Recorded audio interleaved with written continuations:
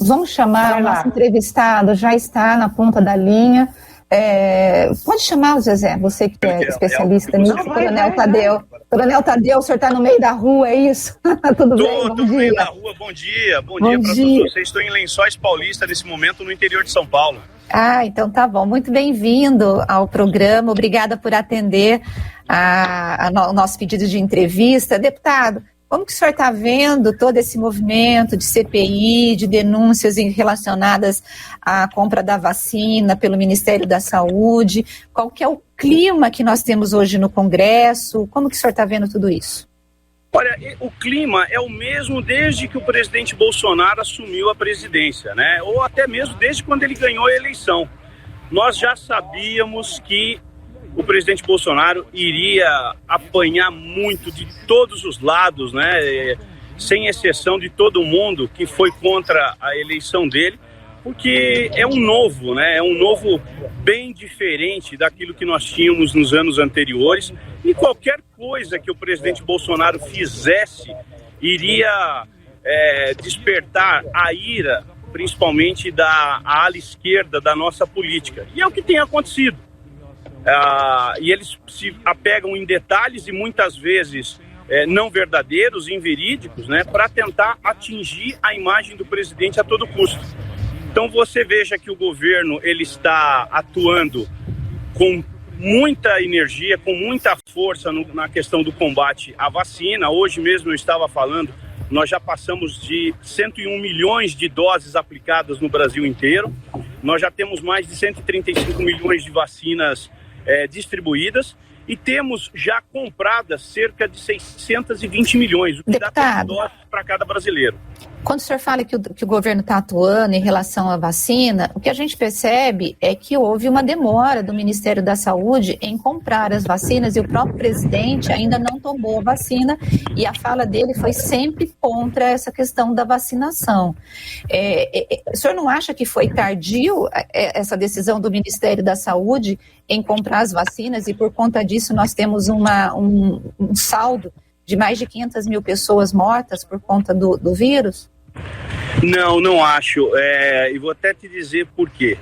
O Brasil, ele vacinou 20 dias após a Inglaterra, o Reino Unido, que foi o primeiro país do mundo a vacinar. 20 dias após, você vai considerar atraso? Eu acredito que é muito exagero, muito preciosismo você dizer que 20 dias depois de ser dada a primeira vacina no mundo, o Brasil já estava vacinando. Um outro dado que eu gosto muito de salientar é a questão da velocidade da vacinação. Hoje nós estamos vacinando mais de 2 milhões de pessoas por dia. Então é um ritmo muito acelerado de vacina. Coronel... Pois não, claro, pois não. Bom dia, Zezé de Lima falando. Eu acho que nesse aspecto, acho que a gente não vai concordar, então vamos concordar no seguinte, concordar em discordar, né? Perfeito. Mas, Coronel, a gente tem nesse momento uma denúncia de corrupção, não por parte do presidente Bolsonaro, mas que envolve o líder do governo na Câmara, o deputado Ricardo Barros. O senhor, como policial, e se incomoda o senhor saber que essa prática de corrupção, e na qual o deputado Ricardo Barros, não é a primeira vez que ele é pego, ele é hoje o cara que diz, vamos votar isso, vamos votar aquilo, o senhor tem que obedecer a esse cara? Bom, primeiro eu não quero acusar absolutamente ninguém sem provas, né? O nome do deputado Ricardo Barros, ele foi citado e hoje ele ocupa uma função de extrema importância, que é a liderança do governo na Câmara. Mas ele foi apenas citado, não existe absolutamente nenhuma prova contra ele. Isso é uma coisa que precisa ser apurada. Então eu não gosto de escrachar as pessoas antes do tempo. Eu seria extremamente leviano se estivesse fazendo isso. É claro que se ele tiver culpa, for comprovada lá na frente, olha, que a justiça pegue ele de todas as formas, porque não dá para passar a mão na cabeça de bandido. Mas, entretanto, eu repito, eu não vou falar no nome do deputado Ricardo Barros como se ele já fosse o culpado por ele estar envolvido nessa questão. O que é certo também é... Mas os indícios Os indícios, coronel, eles são muito fortes contra o deputado. Sim, o senhor acha que... O senhor gostaria que ele permanecesse ou que ele fosse, pelo menos, afastado da liderança para que se proceda uma investigação profunda a respeito da participação dele em um esquema? Eu acredito que o afastamento dele, ele é inevitável por conta desses indícios que estão aparecendo. É inevitável, isso deve ser feito, acredito eu, dentro de alguns dias, em função do envolvimento, né? Até para que não haja nenhum link com o governo, para que as pessoas não fiquem falando que o governo mantém uma pessoa que está teoricamente denunciada, né? Denunciada não no sentido jurídico, mas suspeita. Denunciada no sentido de uma confusão em relação a esse contrato da Covaxin. O que a gente sabe é que representantes de duas empresas, parece, ou de uma empresa, delatou o funcionário Roberto Ferreira Dias, né? E esse sim já foi exonerado, né? E esse supostamente teria cobrado $1 de propina por cada dose de vacina. Mas também agora precisa ser provado isso, porque isso aí foi apenas denunciado. A gente sabe, viu, Rose, Zezé, que onde há fumaça, há fogo. Mas é preciso colocar tudo isso no papel de uma forma muito clara, muito contundente. É diferente de você ter, por exemplo, no mundo do crime, na área de segurança pública, por exemplo, quando você tem um tiro e uma pessoa morta no chão. Então você está diante de um crime, né? Só precisando descobrir a sua autoria. Então isso é muito diferente do que uma pessoa fala para outra, uma pessoa fala para outra, uma pessoa fala para outra, e ninguém tem nenhuma gravação por enquanto. Eu espero que apareça a gravação, né? Isso que eu queria perguntar para o senhor também. Pois não. Quem fez as primeiras denúncias acerca desse rolo todo, desse imbróglio, foi o deputado Luiz Miranda, um deputado até dias atrás bolsonarista, mas que se sentiu traído aí pelo presidente e resolveu colocar a boca no trombone. No lugar do Luiz Miranda, se fosse o senhor que tivesse ido com uma denúncia não atendida pelo presidente, o senhor teria feito a mesma coisa que ele fez ou não? Bom, eu teria ido até o presidente, ou pelo menos tivesse feito chegar ao presidente essas suspeitas de, teoricamente, superfaturamento ou pedido de propina. Ou é uma coisa ou outra, ou até mesmo as duas. Eu teria feito com que chegasse ao presidente para que ele tomasse as providências em relação ao caso. Isso não tem a menor dúvida disso. E quem sabe até tivesse feito isso por escrito para que todo o procedimento em relação a esse contrato da Covaxin tivesse sido estancado na hora. Porque o contrato, independente do valor ou do pedido de propina, né, se ele está viciado ou se ele está contaminado por alguma coisa, né, ele precisa ser estancado, mesmo que isso signifique não receber as vacinas da Covaxin. Até porque hoje, no cenário atual, foi aquilo que eu falei, nós já temos 620 milhões de vacinas, então, teoricamente, essas vacinas, nesse momento, não fariam falta nenhuma. Então é necessário se estancar, sim, essa denúncia de corrupção e apurar. Por isso é que já está na mão da Polícia Federal para que seja apurado. Agora, mas essa investigação, coronel, foi levado. Coronel, quando, segundo o Luiz Miranda, quando ele fez a denúncia, não houve nenhuma mudança ou atitude do próprio governo em impedir essa investigação. A investigação aconteceu agora, depois que tudo veio à tona. Então, a impressão que está se passando é que não houve uma preocupação por parte do governo em apurar essa denúncia de corrupção.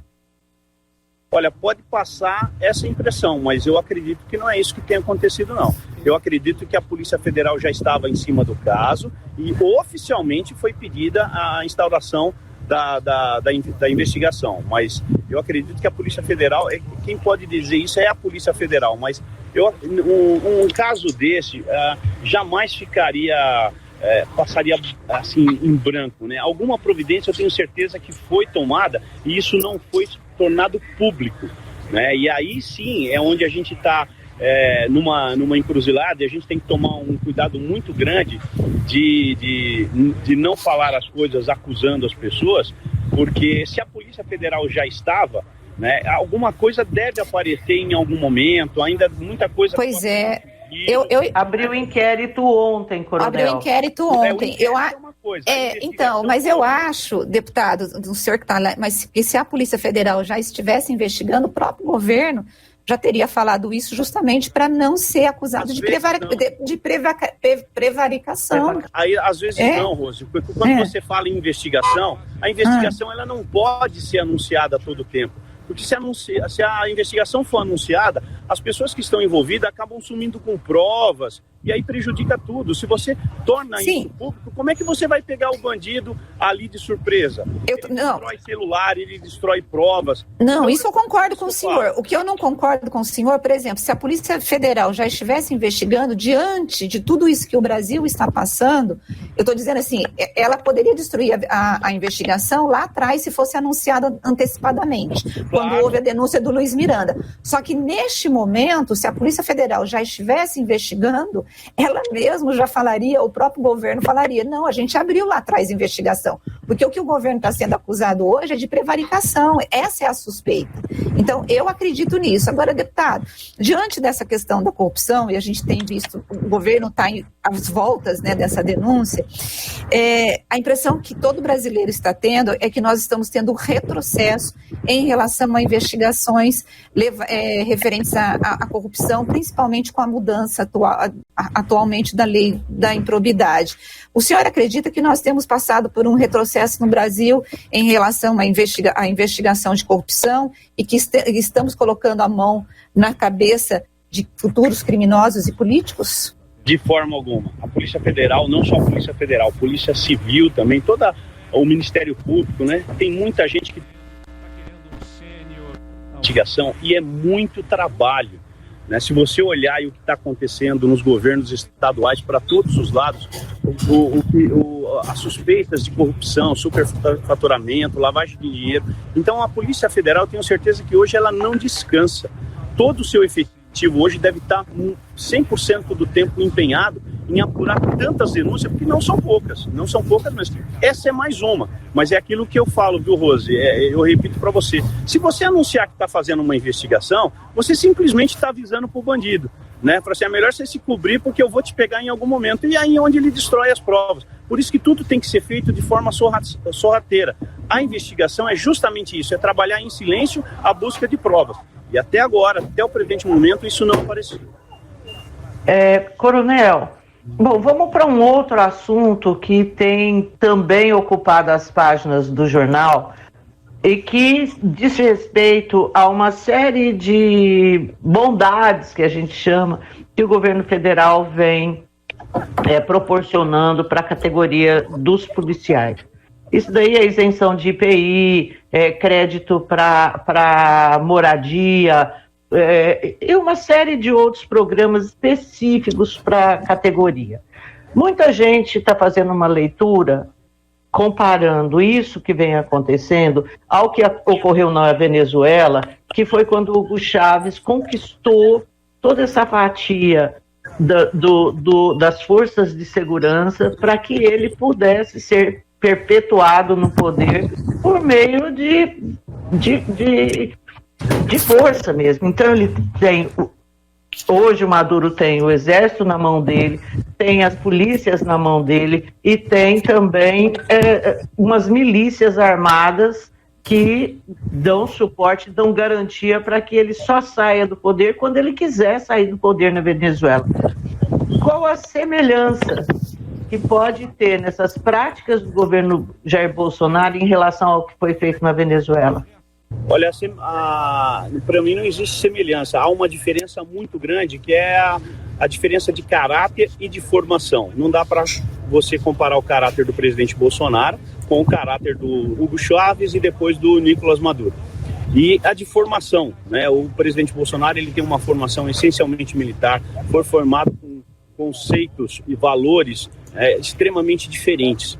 E quando você fala em bondades, eu vou falar para você assim, bem rapidamente o que está acontecendo aqui no estado de São Paulo. No estado de São Paulo, os policiais estão sendo massacrados pelo governador do estado, né, com salários absolutamente baixos, sem reposição inflacionária, desrespeitando até uma lei de 2007, que foi criada a database de revisão dos salários dos policiais, que nunca foi obedecida. Então, hoje, eu falo aqui pelo estado de São Paulo, né, e esse pacote de bondades, eu acho que você se refere a até um projeto de lei de financiamento de casa própria para policiais, que está sendo feito, né, mas principalmente por conta dos policiais de São Paulo, que é o maior contingente, são cerca de 140, 150 mil policiais militares ativos e inativos, mais 50 mil policiais civis, mais 35 policiais penais. Então é o maior contingente do Brasil, e esses policiais hoje estão passando poucas e boas com o governador João Dória. Já passou com o governador Geraldo Alckmin, já passou com o governador José Serra e já passou com o ex-governador Mário Covas. Então isso não é bondade, é necessidade. Hoje, o policial militar aqui do estado de São Paulo e os policiais civis e policiais penais estão passando sérias dificuldades por conta desse descaso com o governo. Então, eu só trocaria a palavra bondade por necessidade. Bom, o senhor acredita que diante desses benefícios aí que devem ser viabilizados pelo governo federal, o senhor acredita que isso pode levar esses policiais a se insurgirem contra os governadores, a terem na figura do presidente o chefe deles e não os governadores como a lei prevê hoje? Não. Falo com toda a propriedade que isso não é possível. Eu falo como coronel da Polícia Militar, falo como deputado federal, falo como um político que sempre fez um ativismo político dentro da corporação. A Polícia Militar do Estado de São Paulo e todas as polícias militares têm leis e regulamentos a serem seguidos, e eles seguem. Vez ou outra, como nós já tivemos no passado, ocorrem algumas exceções, como algumas greves que ocorreram em outros estados, Espírito Santo, Bahia, Ceará e por aí vai. Acho que nós temos cerca de 12 estados que já experimentaram o processo da greve. E isso não é nada agradável, porque a greve ela é proibida aos policiais militares constitucionalmente, é proibida no regulamento, regimentalmente, e nenhuma corporação aceita isso. Tudo tem que ser discutido de forma democrática, os salários precisam ser discutidos de forma democrática, ou que alguma manifestação seja feita por alguém legítimo sem infringir os regulamentos que nós obedecemos. Então eu falo para você com toda a propriedade, não há o menor risco disso acontecer. Essa insurgência, no caso que você citou. Isso, a população paulista não tem o que temer, o senhor acredita? Com toda certeza. Até porque a Polícia Militar é o que ela faz 24 horas por dia. A missão é proteger a sociedade. Inclusive, eu aproveito até esse espaço, né, para desconstruir algumas narrativas de que a Polícia Militar sai para matar inclusive pessoas negras. Como que eu vejo muito o pessoal da esquerda falando, não é isso. O policial militar, ele senta na viatura para tirar o seu turno de serviço com o único objetivo, proteger a sociedade de todos os males. Seja ele fogo, seja ele alagamento, seja ele desabamento, seja combater o crime com aquilo que ele tem na mão, com a arma, com o fuzil e assim por diante. É isso que a Polícia Militar faz, não só em São Paulo, mas como em todo o Brasil. Coronel, a gente teve aí a morte do Coronel Olímpio, do Major Olímpio, né, por Covid, foi muito surpreendente. Esse espaço, ele ocupava um espaço muito, muito grande no estado de São Paulo. Quem está no lugar do Major Olímpio? Quem está ocupando esse espaço? Olha, eu diria que esse espaço é impossível de se substituir. É impossível. O Olímpio foi um político grandioso, né? Não só para a Polícia Militar, para as forças de segurança. Ele foi um grande representante, um dos maiores guerreiros que eu já vi na minha vida. Então ele é uma pessoa insubstituível. Quem sabe outras pessoas surjam, né, para fazer frente a essas demandas políticas que nós temos, porque os policiais também não podem ficar calados. Não é porque é militar, obedece um regulamento que tem que ficar calado com uma fita de esparadrapo na boca. Ele tem seus representantes, né? As corporações têm. Hoje nós somos cerca de 20 policiais militares dentro da Câmara dos Deputados. Tínhamos 2 senadores, mas continuamos com o capitão Stevenson lá, ocupando cargos políticos, e é através dessas pessoas, democraticamente, que nós iremos fazer a representação dos policiais do Brasil inteiro. O senhor acredita que nas eleições dos próximos anos a gente vai ter um número maior de policiais disputando cadeiras na Câmara Federal e no Senado Federal? Como é que o senhor está vendo essa movimentação dentro da Polícia Militar?